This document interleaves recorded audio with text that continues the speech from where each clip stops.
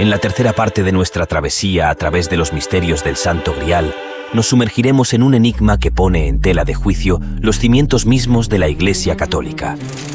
Tras la impactante revelación del Cáliz de Valencia, un nuevo giro en la historia desafía nuestras creencias y nos invita a cuestionar todo lo que creíamos saber. En el año 1982, un libro revolucionaría al mundo con una teoría impactante. Tal vez el Santo Grial no era un objeto físico, sino algo mucho más abstracto y profundo. Acompáñanos a descubrir los secretos que han desafiado la historia y transformado la leyenda del Santo Grial. Pero antes, no olvides darnos tu super like, suscribirte al canal y sin más preámbulo, comencemos.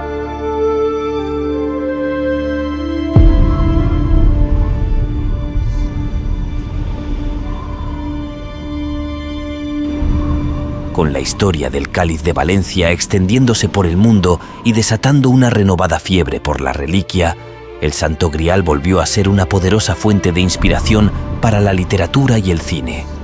Autores y cineastas tomaron las leyendas de la copa como eje narrativo de célebres obras de ficción. Sin embargo, en medio de este fervor, surgió un libro que acaparó todas las miradas.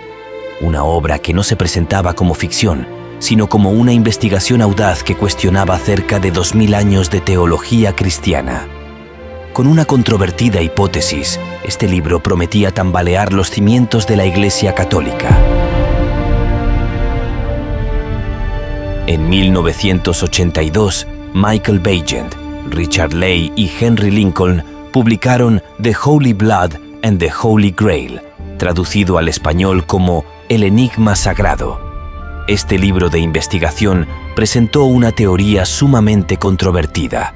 Según los autores británicos, el Santo Grial no era la copa usada por Jesús en la Última Cena, ni el cáliz que recogió su sangre en la crucifixión. Ellos afirmaban que el Santo Grial nunca fue un objeto, sino un bebé. La hija de Cristo en el útero de María Magdalena, quien habría sido la esposa secreta de Jesús. Los autores elaboraron un relato, supuestamente respaldado por evidencias históricas, que revelaba el mayor encubrimiento en la historia de la religión. Afirmaban que la Iglesia Católica había ocultado este secreto desde sus inicios para proteger la divinidad de Jesús. Según ellos, el Santo Grial era en realidad la sangre de Cristo, preservada a través de sus descendientes. Un linaje que amenazaba la hegemonía de la Iglesia, la cual habría hecho todo lo posible para ocultar que el trono de Cristo pertenecía a los hijos de Jesús y María Magdalena. La teoría se fundamentaba en los poemas medievales que crearon la leyenda del Grial, como los de Chrétien de Troyes y Robert de Boron, que mencionaban la reliquia como Sangreal. San se interpretaba como sanctus, santo, y greal, como un vocablo celta para un vaso. Pero ¿y si esas traducciones fueran incorrectas? ¿Y si los poetas no se referían a un objeto, sino a sangreal, la sangre real? El Santo Grial, lo que siempre hemos buscado, podría ser en realidad el linaje perdido de Cristo.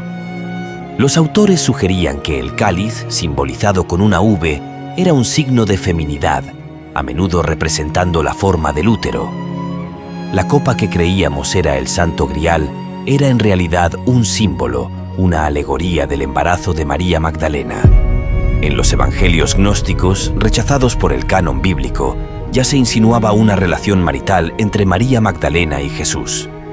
En la cultura judía del Imperio Romano, valoradora de la familia y el matrimonio, era natural que Jesús estuviera casado, y María Magdalena era la mujer más cercana a él.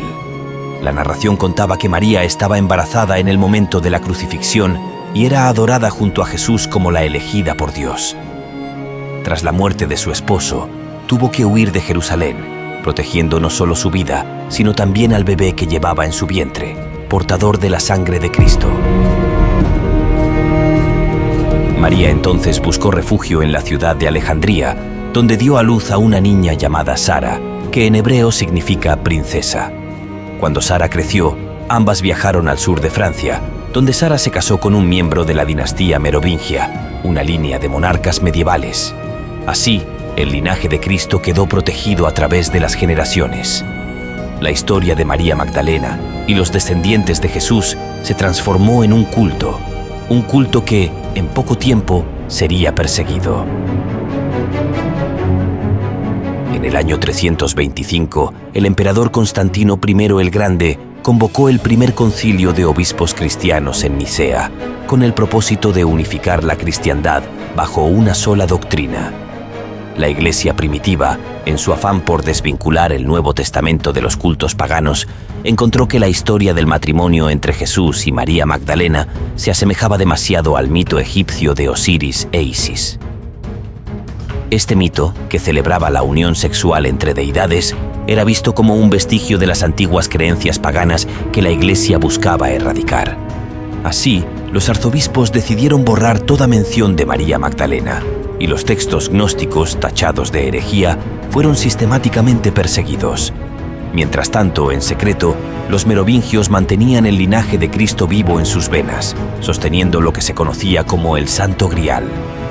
Sin embargo, hacia el año 750, su influencia había menguado considerablemente, reduciéndolos a meros símbolos ceremoniales. En respuesta, surgió la necesidad de proteger esa línea de descendientes. Fue entonces cuando, según los autores, apareció el enigmático Priorato de Sion, un culto secreto fundado en 1099 con el propósito exclusivo de preservar el linaje de Cristo. Este grupo clandestino habría creado la Orden de los Caballeros Templarios para buscar unos pergaminos perdidos, conocidos como los documentos de la sangre real. A través de los templarios, el priorato halló estos documentos, una amenaza potencial contra la poderosa Iglesia Católica. La fortuna de los templarios se construyó a base de chantajes, pues los documentos que custodiaban tenían el poder de desmantelar la gran mentira de la Iglesia. Este secreto les otorgó un poder sin igual. Sin embargo, el 13 de octubre de 1307, el rey Felipe IV de Francia, en connivencia con el Papa Clemente V, ordenó la disolución de la orden. Los templarios fueron exterminados, pero gracias a la protección del Priorato de Sion, los documentos nunca fueron encontrados. La furia de la Iglesia, que encubrió su verdadera motivación, se hizo pasar por una búsqueda del Santo Grial. No buscaban un cáliz, sino la genealogía oculta de Cristo. Esa genealogía terminó en manos de los cátaros, las comunidades heréticas vinculadas al Grial en los escritos de Otto Rahn. La cruzada contra ellos, la creación de la Santa Inquisición, el asedio al castillo de Montsegur, todo convergía en un único objetivo: arrebatarles los documentos más valiosos de la historia. Las leyendas aseguran que algunos cátaros lograron escapar con estos tesoros, y no había joya más preciosa que la genealogía perdida. El linaje de Cristo, protegido y perpetuado por el Priorato de Sion, ha pasado de un guardián a otro a lo largo de los siglos. Los documentos y el secreto han resistido el paso del tiempo. El Santo Grial permanece escondido, esperando ser hallado. El impacto del libro de Weygand, Lincoln y Ley fue instantáneo. Se convirtió en un fenómeno editorial, acaparando portadas y desatando un fervoroso debate sobre la veracidad de su teoría. Aseguraban haber dedicado 6 años a investigar, explorando colecciones privadas y bibliotecas en Inglaterra y Francia. No obstante, desde el principio surgieron dudas sobre la solidez de sus fuentes y la sensación de que el relato había sido construido para justificar una premisa controvertida. Como historiadores, debían despejar el velo de ficción y descubrir la verdad oculta tras las especulaciones. El núcleo de la teoría giraba en torno al matrimonio entre María Magdalena y Jesús. Sin embargo, los autores no ofrecieron pruebas concretas ni documentos históricos que confirmaran este vínculo. Aunque era común que los judíos contrajeran matrimonio joven, la ausencia de menciones en la Biblia no prueba que fueran esposos. El celibato de Cristo no era el punto central para la Iglesia, su mensaje era lo crucial para la cristiandad. Algunos escritos gnósticos sugieren que María Magdalena ocupaba un lugar especial en su vida, pero en ningún momento se menciona una relación más allá del respeto.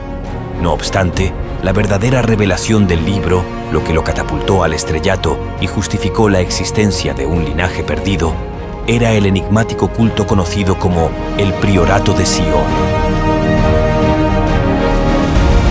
Los autores afirmaron haber descubierto en la Biblioteca Nacional de Francia, en París, documentos que vinculaban al Priorato de Sion con los descendientes de Jesús. Según estos archivos inéditos, el priorato, fundado en 1099, se encargaba de proteger el Santo Grial. Sin embargo, tras un análisis minucioso, surgieron serias dudas sobre su autenticidad. Los documentos no databan del siglo XI, sino que se habían elaborado en 1956. En realidad tenían menos de 30 años.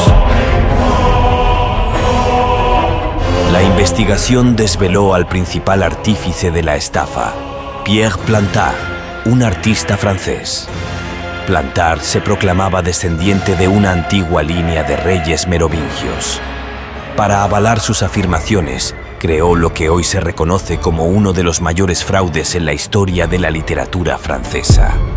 Plantard fabricó la historia del Priorato de Sion, creando pergaminos falsificados con una escritura antigua que lo posicionaban como descendiente de los guardianes del Santo Grial. Estratégicamente escondió estos documentos en la Biblioteca Nacional, esperando que alguien los descubriera. Así nació el núcleo de El Enigma Sagrado. Todo se basaba en un engaño monumental. No había tal priorato ni organización secreta guardiana del supuesto gran secreto de la cristiandad. Todo era fruto del artificio de un artista francés en busca de fama y fortuna. Cuando las pruebas de la falsificación salieron a la luz, Plantard fue llevado al estrado y, bajo juramento, confesó que toda la historia del Priorato de Sion era un engaño. La estructura misma de El Enigma Sagrado se derrumbó y el mito del linaje perdido de Cristo empezó a desvanecerse. Sin embargo, en 2003, el escritor estadounidense Dan Brown reavivó el interés por estas teorías con El Código da Vinci, una novela que retomaba las ideas de los años 80 sobre los descendientes de Jesús y la lucha de la Iglesia por ocultar los secretos del Santo Grial. La obra se convirtió en un fenómeno global, vendiendo más de 79 millones de copias y desatando una avalancha de atención mediática. El misterio del Santo Grial, que ha perdurado durante 2000 años, seguiría capturando la imaginación colectiva hasta el día de hoy. No sabemos si hemos hallado el Santo Grial, ni siquiera su verdadera naturaleza o si ha sobrevivido al paso del tiempo. Pero tal vez eso no importe. Lo que buscamos no es solo un objeto, sino algo en lo que muchas personas han depositado sus esperanzas más profundas. En esa búsqueda muchos han encontrado su propio destino. El Santo Grial simboliza nuestra eterna búsqueda de sentido y trascendencia, reflejando nuestras aspiraciones más nobles y nuestro anhelo de conectar con lo divino. A lo largo de los siglos, ha inspirado a valientes caballeros, eruditos y soñadores, todos unidos por el deseo de descubrir una verdad que trascienda el tiempo. Aunque su forma tangible sea debatida, su significado es innegable. En cada corazón que late con fe y esperanza, el Grial vive. Es la luz que guía a los perdidos y la promesa de algo más grande por descubrir. Si te gusta este tipo de contenido, entonces debes ver estos vídeos que te recomendamos a continuación. No te vayas sin comentar, dejarnos tu super like y suscribirte al canal. Un gran abrazo y nos vemos en el siguiente vídeo.